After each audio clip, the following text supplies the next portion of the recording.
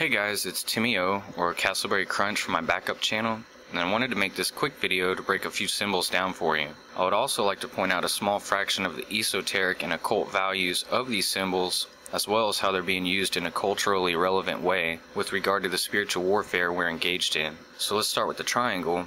The upright triangle is a masculine symbol of male fertility and holds an elemental value of fire. The inverted or upside down triangle is a feminine symbol of female fertility and it holds an elemental value of water. Fire is in and of itself a symbol for male fertility, just as water alone is a symbol for female fertility. Elements are very important concepts and symbols in many cultures and religions worldwide.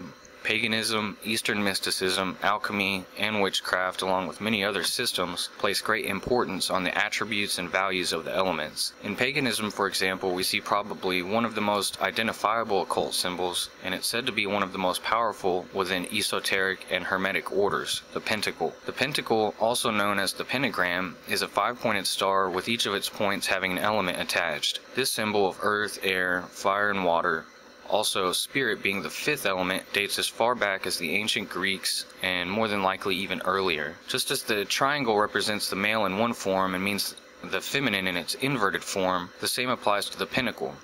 When inverted, it becomes the pentagram. It's debated on if the pentagram is also the five-pointed star within the circle. So the difference between a pentacle and a pentagram is not really that clear.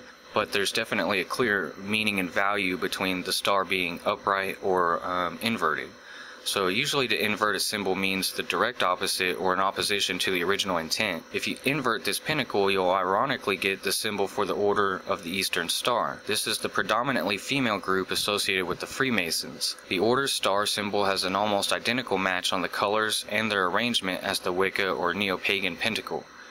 The more commonly known pentagram is the logo for the official Church of Satan, as seen on the cover of the Satanic Bible. Just as this group would invert the cross to make an antithetical statement, it has taken the upright pinnacle and perverted it for its own more nefarious uses. In the pagan and satanic groups, you'll find that sexuality is an integral part of how they focus and use power. Aleister Crowley did not create sex magic, but he did make it famous. Not only was he a proponent of using depraved sexual rituals to harness spiritual power, but he was a major influence on many people such as Anton LaVey and many in the counterculture movement of the 60s. So exercising the more carnal side of sexuality and the flesh is a recurring theme within the occult and many of the groups in opposition to the Word of God.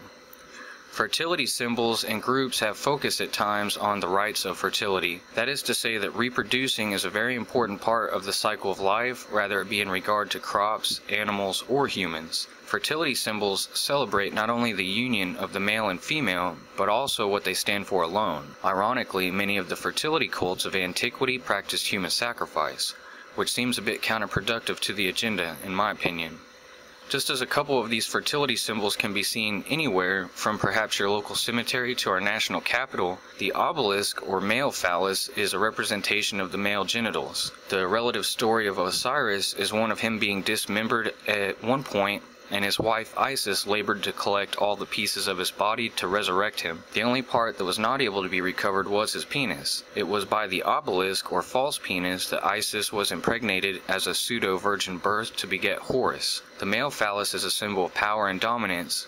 Ironically, there are more obelisks in Rome than anywhere else in the world. The one in particular that interests me is the one at the Vatican.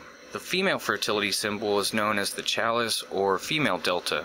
The shape of the female reproductive system and organs are in the form of an inverted triangle. Water is an easy association to make considering we are all birthed from the water of the womb. The reference to the chalice is also a subtle way to imply that this symbol needs also to be filled. When these symbols are understood and recognized, a whole new world of realization opens up to us. When we look at the symbol for Scientology, for example, we see a double triangle with an S intertwined within. If you tilt the triangles a bit to the left, we have a double female fertility symbol, and if we tilt them a bit to the right, we have a double male fertility symbol. I find this to be very odd considering how many rumors of homosexuality center around the practitioners of Scientology. John Travolta, Tom Cruise, and Will Smith to name a few. It's also worth pointing out that the name Satan is encoded within this logo. The Dianetics logo Dianetics is the precursor to Scientology. The logo also happens to be a broken pyramid, which is reminiscent of other symbols like the seal on the dollar bill. The double triangle is an example of homosexuality, or dual male and female symbolism is important to note. Primary purpose for me making this video was to cover the next topic and associated symbols. I felt it necessary to lay a groundwork for those that are unaware of these primary principles before jumping into a very controversial subject matter. As a child, I loved rainbows, as most children do. Growing up in the 80s and 90s, I learned of other values that the rainbow held.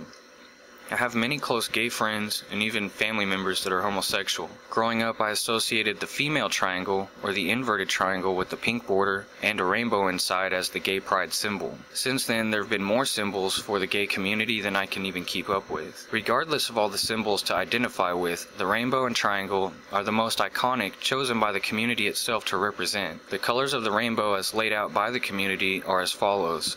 Hot pink is sexuality at the top, red is life, orange is healing, yellow sunlight, green nature, turquoise is magic/art, indigo is serenity/harmony, and violet is spirit. I find it very odd that as a list of priorities that sexuality would top the list and spirit would be at the bottom. The agenda has been progressively moving forward now for decades. I believe this movement is based in a spiritual motive underlying the will of the practitioners of this lifestyle, knowingly to them or not. I don't want to get into the discussion on if it's a choice or a matter of being born that way. I will point out that the scriptures are very clear that it's not an acceptable lifestyle to God. It's been said that Jesus never spoke out against homosexuality. This is not quite accurate. While Jesus never spoke specifically to the issue of homosexuality, Jesus was very clear about sexual immorality. He said to the harlot to be stoned, go and sin no more, after he offered her grace and mercy and forgiveness, but was clear that she could not continue in her lifestyle of immorality. Jesus affirmed and fulfilled the Old Covenant, and in the Old Covenant it's clear about practicing homosexuality as being sinful. With having all that been said, people are allowed to think, speak, and act however they choose. It's free will. If the lifestyle selected by someone happens to be the gay lifestyle, that's really none of my business. I'm not to tell anyone how they're to live their lives. I prefer to lead by the best example I can, expressing love for all. The problem I have is when I'm not shown that same respect back from those that would push an agenda on me. I can love a person regardless of what they do or who they are. That's what makes it unconditional. On the other hand, I do not have to accept their actions or lifestyle to embody that love. Just because I disagree with the lifestyle does not make me full of hate, nor does it mean I would discriminate. I would, however, distinguish what is acceptable to the God I serve first and foremost, as opposed to what the world would have me accept. Satan wanted equality with God, and this was his downfall. Within his heart, the beginning of those grand desires were sparked by pride. I see this as a spiritual warfare front line. The gay pride movement was one that expressed a level of awareness and that you did not have to hide in the closet anymore, and it was okay to be gay and to live out in the open without fear. Since then, it's grown literally into a lifestyle of pride, and the progressive demands of that community have begun to infiltrate every fabric of our society. We now have LGBTQ safe zones. We have a National Coming Out Day, LGBT History Month, LGBT Pride Month, International Transgender Day of Visibility, Bisexual Awareness Week, Bisexuality Day, International Drag Day, Intersex Awareness Day, and the list goes on. Having served in our military, I find it beyond offensive to take the American flag and what it stands for and to replace it with the gay rainbow flag. This to me is making a statement of conquest. This is also affirmed to me in imagery that would take the Battle of Iwo Jima from World War II and the raising of the United States flag on that island in a military victory over Japan that was very significant, and replacing our country's flag with the gay rainbow, replacing the soldiers of the United States with gay men. This is a cultural and spiritual war, and it saddens me greatly. This is one area that's so divided that really, in my opinion, it's too far to turn the tide.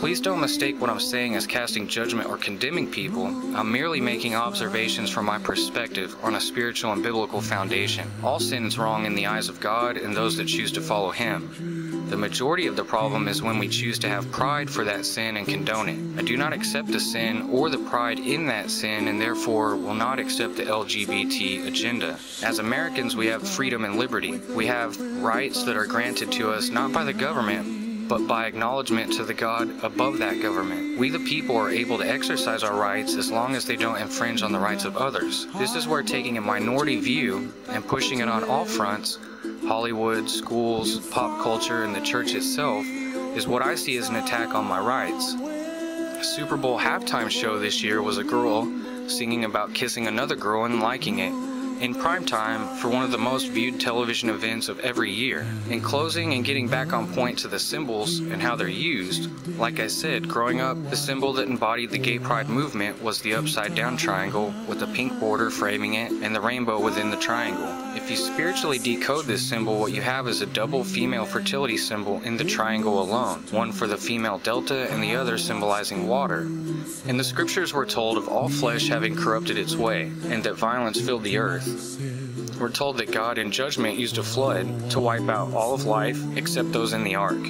The irony of using a double female fertility symbol of water to make your statement of prideful lifestyle that opposes God is beyond imagining. The kicker is that within this blasphemous symbolism is the rainbow. After the flood was over and the earth had been cleansed, God gave the rainbow as a covenant symbol and promised that he would never destroy earth and all life on it with a flood of water ever again. How much more defiant of a symbol could you make to mock God and to take advantage of his promise? When I see a rainbow, there's absolutely no way that the power of association and predictive programming will not automatically take my mind to gay pride. This was the original intent and purpose spiritually in this design, and it works brilliantly.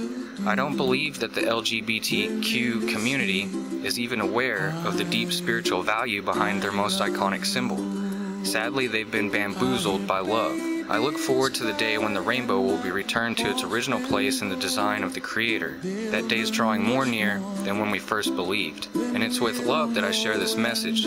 There's always more than meets the eye for those with the eyes to see. If a picture is worth 1,000 words, then a symbol's worth 1,000 pictures. Thank you for watching, and I hope this video has been helpful in helping you to understand the language of symbolism as it relates to our spiritual warfare, that we're called to be soldiers in for Christ, and we're called to stand on that firm foundation of Scripture.